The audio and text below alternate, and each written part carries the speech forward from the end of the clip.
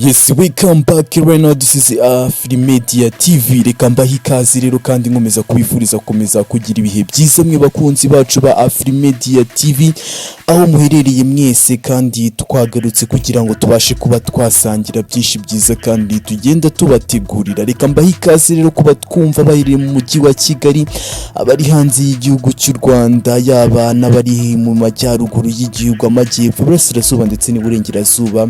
Kuri mwe mwese mudahwema kutwumva, kandi kuri mwe mwese mwakoze subscribe, reka tubifurize gukomeza kurangiza umwaka neza. Iyi ni FLEURY TV, ku makuru agenda avugwa hirya no hino tuba tugenda tugaruka. Uyu munsi rero munyemerere tugaruke kuri bamwe mu bastari bazwi cyane bagiye banamenyekana bakubaka izina mu bimwe mu bikorwa byabo bagenda bakora batigeze bahirwa n'uyu mwaka. Tugiye kugaruka kuri bamwe mu bastari rero bazwi cyane bagiye baca imbere y'ubutabera rwose, wumve ko uyu mwaka utarigeze ubahira muri make. Reka mbahe ikaze, iyi akaba ari FLEURY TV.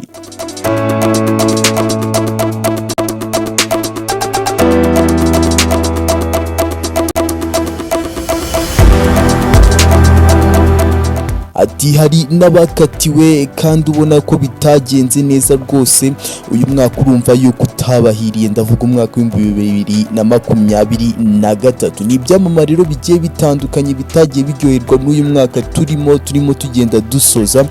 Tugiye kuba twarebera hamwe rero uko umwaka wa 2023 uri kugana ku musozo, ngo hari abenshi ngo bishimira bimwe mu bikorwa bigiye bitandukanye bagiye bageraho. Hari n'abandi kandi ngo barebera hamwe imirimo bawukozemo, kandi bakanishimira bimwe mu byo bagiye bageraho. Rero icyakora ngo kandi ngo hari n'abandi babashije kuba bahuriramo n'ingorane zigiye zitandukanye, by'umwihariko abagiye baca n'imbere y'ubutabera. Muri iyi nkuru rero tugiye kuba twagarukiraho twese hamwe. Ngo hari benshi mu byamamare byisanze imbere y'ubutabera muri uyu mwaka wa 2023, ku buryo utatinyuka no kuvuga ko ngo bitaryohewe n'uyu mwaka turi kugenda dusoza. Rero ntago twagenda kure tudahereye kuri uyu bita Prince Kid, nawe rwose ubona ko uyu mwaka nubwo yawugiremo umugisha akaba yagira umuryango we nk'uko buri wese abyifuza nk'umusiribateri, ariko Prince Kid rwose nawe uyu mwaka ntabwo wigize umuhira. Rero uzwi nka Ishimwe Dieudonné cyangwa Prince Kid nk'uko yamenyekanye cyane na bimwe mu bikorwa bye yagiye amenyekanaho, ndavuga Rwanda Inspiration Backup, bimwe mu bikorwa bye cyane kampani yari ishinzwe kuba yategura Miss Rwanda, nawe rwose ntabwo yigize ahirwa. Ni umugabo rero watawe muri yombi muri Mata mu 2022. Urubanza rwe rwamburirwa umwaka rurangira mu mwaka wa 2023 ubwo hari tariki 13 Ukwakira. Umucamanza rero mu rukiko rukuru yahamije kandi Ishimwe Dieudonné icyaha cyo gukoresha ngo undi imibonano mpuzabitsina ngo ku gahato, ngo nicyo kandi ngo gusaba ngo cyangwa gukoresha ishimisha mubiri rishingiye ku gitsina, ahita akatirwa igihano cyo gufungwa imyaka igera kuri 5 n'ihazabu ya miliyoni zigera kuri 2 z'amafaranga y'u Rwanda. Ibi rero byakomeje gutya. Nyuma yaho Prince Kid aza kuba yajurira kino kirego, aho yaje no kuba yanataha, ariko nyuma yaho biza gukomezanyizaga ndende ni dosiye ndende tutakinjiramo cyane. Ariko icyo twagaruka nuko Prince Kid wamenyekanye rwose nk'umwe mu bayobozi bakuru ba Rwanda Inspiration Backup, n'umwe rwose utarahiriwe neza uyu mwaka, dore ko yagiye ahura n'ibizazane bimwe na bimwe, aho usanga rwose afungwa, ariko nanone yawugiriyemo n'umugisha abasha kuba yakubakamo umuryango, agira urugo rwe. Rero ni Prince Kid wabashije no kuba yanasezerana imbere y'Imana ndetse n'imbere y'amategeko n'umutambukanyi we ari we Miss Elisa. Urumva ko rwose nubwo wamubereye mubi, ariko Imana yaramufashije abasha kugira urugo rero twikomereze kundi musitari wamenyekanye cyane nk'umwe mu ba dance moderne cyangwa se bamwe mu babyina imbyino zigezweho witwa Titi Brown, uzwi cyane nka Ishimwe Thierry wamamaye cyane nka Titi Brown. Yatawe muri yombi tariki 10 Ugushyingo mu mwaka wa 2021, agirwa umwere by'agateganyo kuri tariki 10 Ugushyingo nanone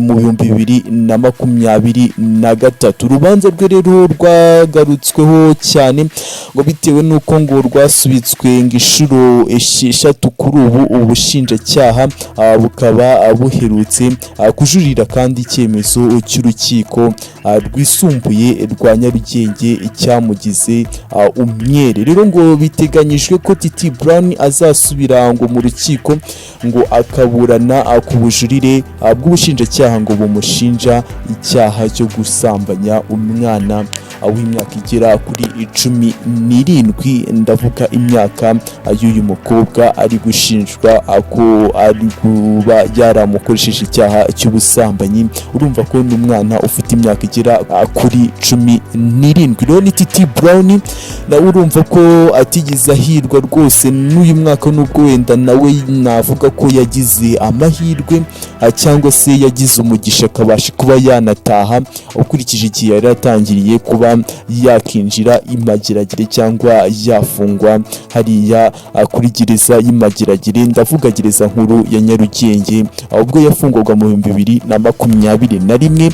Nyagasani yaje kuba yamugirira umugisha aza kuba yataha muri uyu mwaka turimo 2023, nubwo ubushinjacyaha bwaje kuba bwakongera kujurira iki cyemezo cy'urukiko rwisumbuye rwa Nyarugenge icyamugizemo umwerero. Twikomereje kundi musitari nawe wubatse izina bitewe n'ibikorwa bye. Uyu we ntabwo ari umubyinnyi, uyu we ni umumodo. Ndavuga Moses wamamaye cyane ku nzu ye isanzwe imurika imideri ariyo Motions. Rero turatsinze hirwa ari we Moses washinze inzu y'imideri yitwa Motions, yatawe muri yombi kuri tariki 28 Mata muri uyu mwaka turimo 2023. Ni nyuma rero yuko kuburana ngo mu bihe ngo bitandukanye urukiko rwisumbuye rwa Nyarugenge rwafashe icyemezo cyo kumurekura by'agateganyo. Twahirwa rero ari we Moses washinze inzu y'imideri ariyo Motions yari akurikiranyweho ibyaha byo gukoresha ibiyobyabwenge no gukoresha inyandiko mpimbano. Icyakora aza ngo kuba yarekurwa tariki 15 Ukamena uyu mwaka turimo 2023. Urumva yuko rero nubwo babashaga kuba bakirekeza hari imageragere Nyagasani yabagiraga neza. Urumva ko na Moses yaje kuba yarekurwa by'agateganyo kubw'icyaha yari arimo ari kuregwa kijyanye no gukoresha ibiyobyabwenge ndetse n'inyandiko mpimbano. Urumva ko icyakora ngo yaje kurekurwa tariki 15 Kamena muri uyu mwaka turimo 2023. Reka twikomereze ku bandi basitari ho turahita twerekeza mu itangazamakuru. Turagaruka cyane ku witwa Apotre Yongwe uzwi cyane ku mazina ye nyakuri Harerimana Joseph. Apotre Yongwe rero yatawe muri yombi ku itariki ya 1 Ukwakira muri uyu mwaka turimo. Urukiko ngo rw'ibanze rwa Gasabo ngo ruza gutegeka ko akomeza ngo gufungwa iminsi igera kuri 30 y'agateganyo ubwo hari itariki 26 Ukwakira muri uyu mwaka turimo. Uyu mugabo rero ngo akaba akurikiranyweho icyaha cyo kwihesha ikintu cy'undi ngo hakoresheje ngo uburiganya.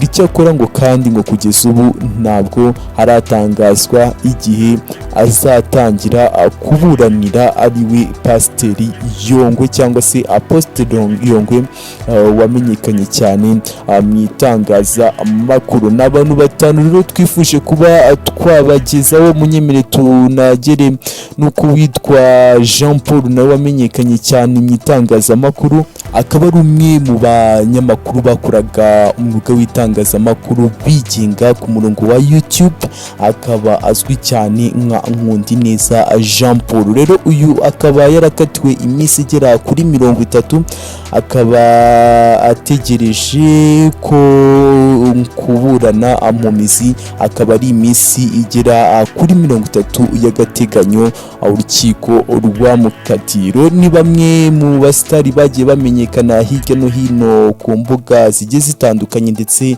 na bimwe mu bikorwa byabo bazwi cyane, yaba bano basitari, yaba babyina ndetse n'uyu Prince Kid ndetse na Moses ndetse n'uwitwa Yongwe ndetse n'uyu witwa Nkundineza Jean Paul.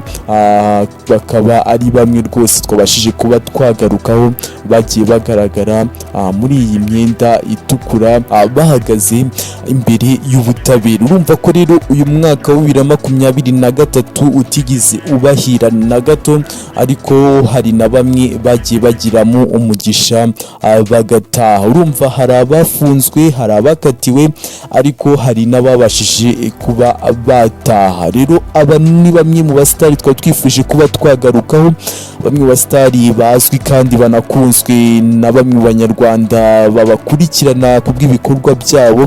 Tukaba twari twifuje kuba twabagarukaho bagiye bahagarara imbere y'ubutabera muri uyu mwaka wa 2023. Reka tube dusubikiye ahangaha, tukaba dukomeje kubifuriza gukomeza kugubwa neza kandi mukomeze kumererwa neza mwitegura gusoza uyu mwaka turimo wa 2023. Turabashimiye, mukomeze kugira ibihe byiza aho muherereye mwese.